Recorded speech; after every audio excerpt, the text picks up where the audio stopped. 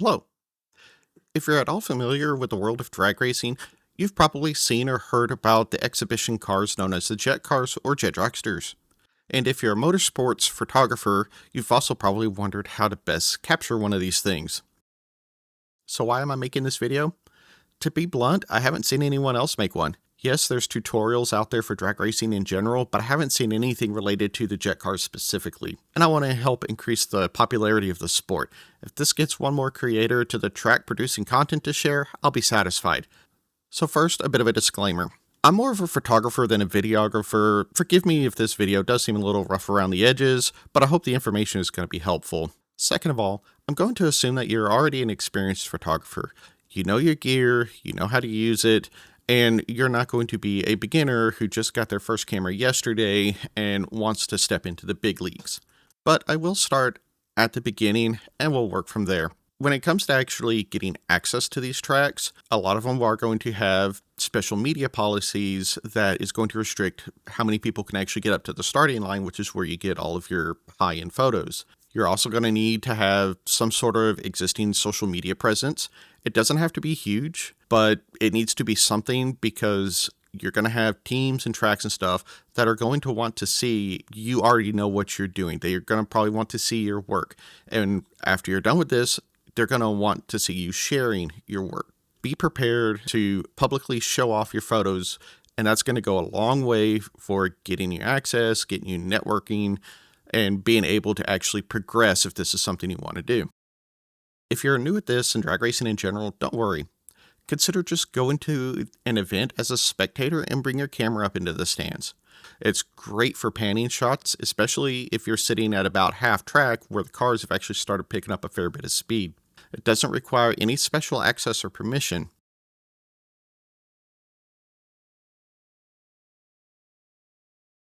You can also walk through the pits. Most drag strips are extremely family friendly, and fans are able to get right up next to the cars and to the racers.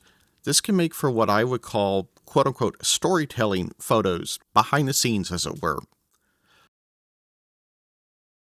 While you are there, speak with the teams. You'll get a lot of cool info about what they do and how the cars run. Many of these teams also really love their photographers that cover them, and they'll be eager to see what you create. Since they tend to run the same tracks every year, it's not uncommon to develop lasting relationships with them. When you're at the track, it may be hard to get initial trackside access. If they didn't restrict it, everyone would want to be there and create a hazard. Smaller and less popular tracks may not mind as much and just have you sign a waiver for a media pass, and in return, you share your work with them.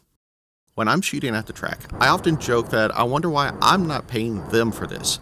It's a rush every time. If a team wants to help you out by offering to get you media access in return for sharing your work with them, you should consider it. Don't forget though, you are there to accomplish a task. You're not there to be a fan when at the line. Do not take advantage of their goodwill. A common trope in the community is to shoot first and ask for forgiveness later. That will not fly at the track. When you're there, don't be afraid to ask questions about their policies, especially where to stand. They have strict rules to protect everyone's safety, so this isn't the time to test their limits. Also, watch what the other media people are doing and get some practice in with the other race classes. The jets tend to run 2 or 3 rounds, and there will be plenty of downtime before and in between runs to scope things out. Use this to your advantage. Drag races are an all-day and sometimes multi-day event. Make sure you plan accordingly. Depending on the venue, you may be required to wear long pants to go trackside. Even if it's 100 degrees out, they can still require it for safety reasons. Check with them ahead of time if unsure of their policies. When it comes to footwear, make sure to wear comfy shoes that you don't mind getting dirty. The tracks have a very sticky traction spray applied to them, so regular cars have more grip to launch with. This stuff is strong enough that it can pull your shoes off. I'm not exaggerating, it's happened.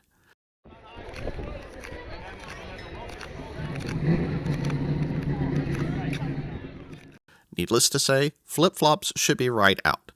Even though most shots can be made from beside the track, there will be times you can find yourself walking across it to get to the other side.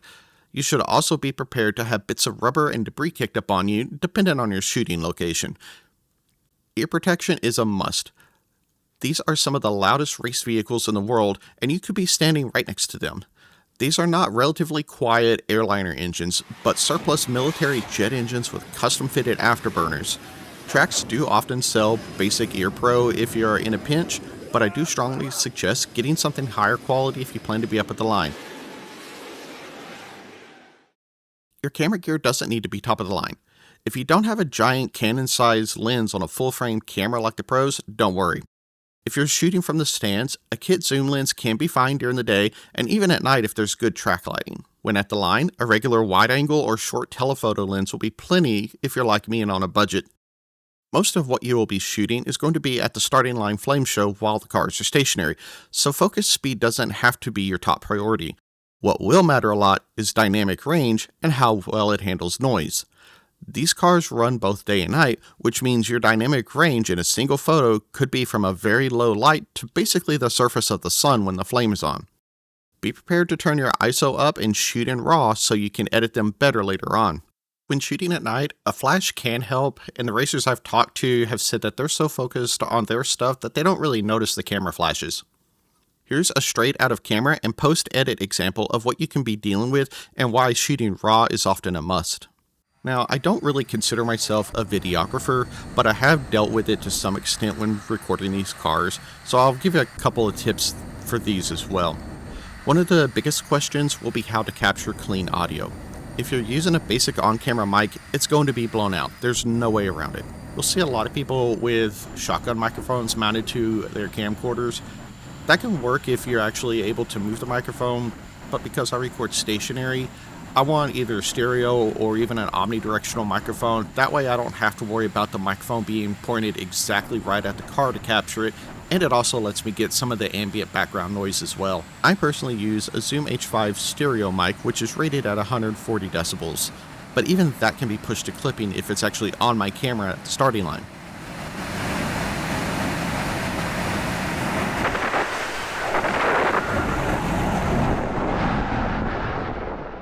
To get clean audio, I actually have to record remote with it about 30 to 40 feet behind the wall so that the SPL levels are manageable.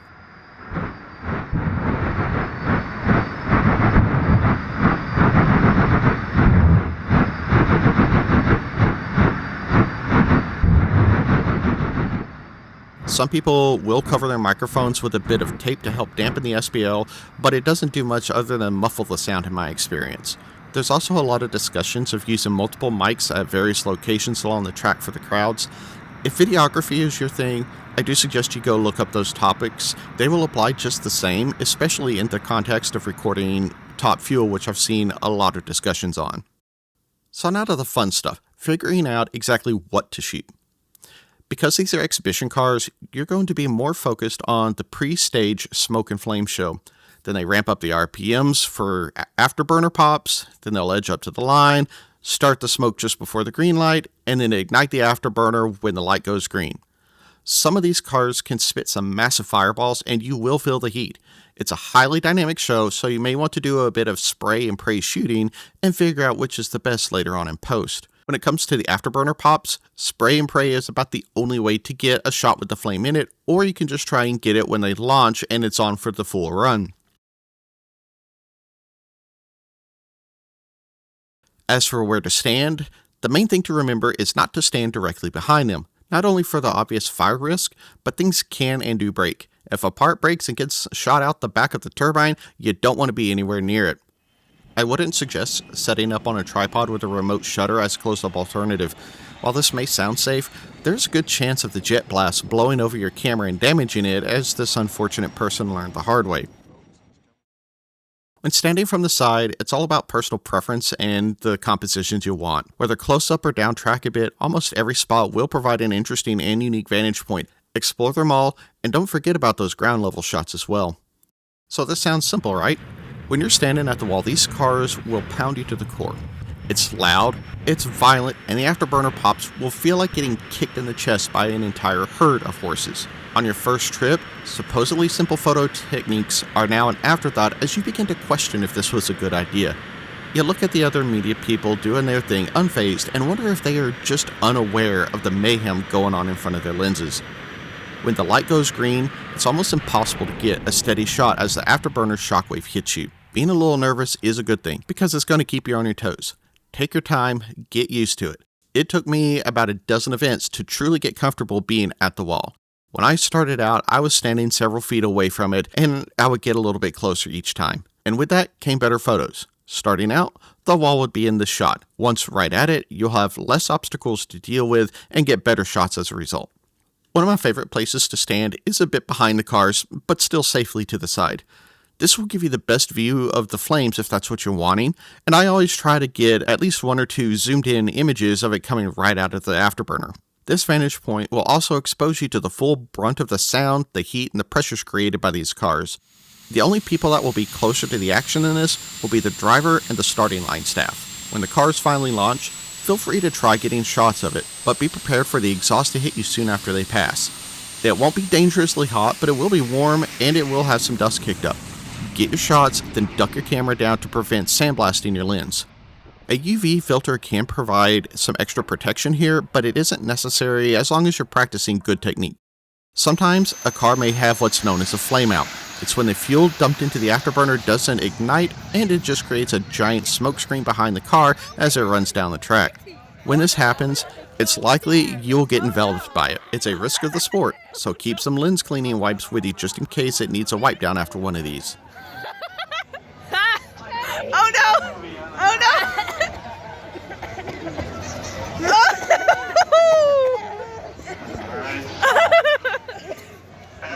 After all of this stuff clears out. And again, don't neglect the rest of the venue. If you can get a shot of the cars with a crowd-packed bleachers behind them, that's a golden opportunity. You want to show this off as something people want to come watch. The cars being pulled down the return road in front of the stands is often another great opportunity. Watch for the drivers interacting with the fans, especially with the kids. If there's an accident, there's going to be drama. Capture it, but just be respectful.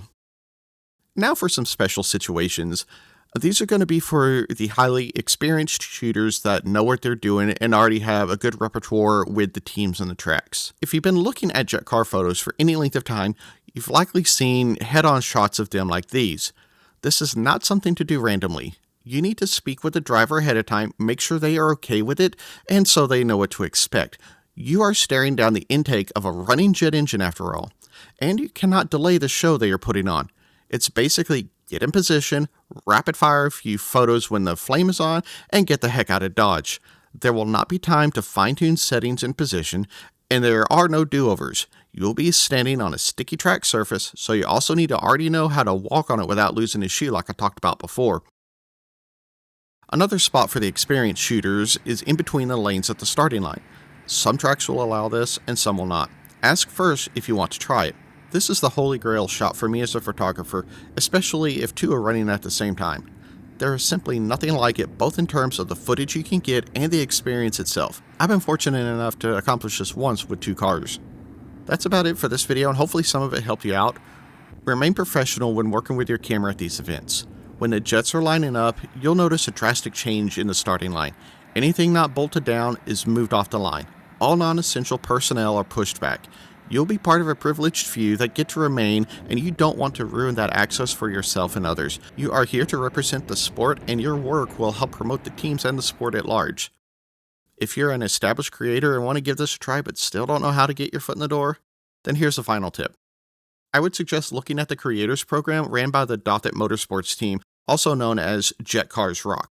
You don't need to have drag strip experience, but they are looking for creators that have an active social media presence. You get special access at the event and content to use for your channels, and they get some extra promotion through you. Yes, this is trade for experience, but they are a great family-run team that I've had the pleasure of working with for several years now. If they're coming to your area, reach out to them and see if you'll be a good fit. So for now, it's go time. Be safe and have fun.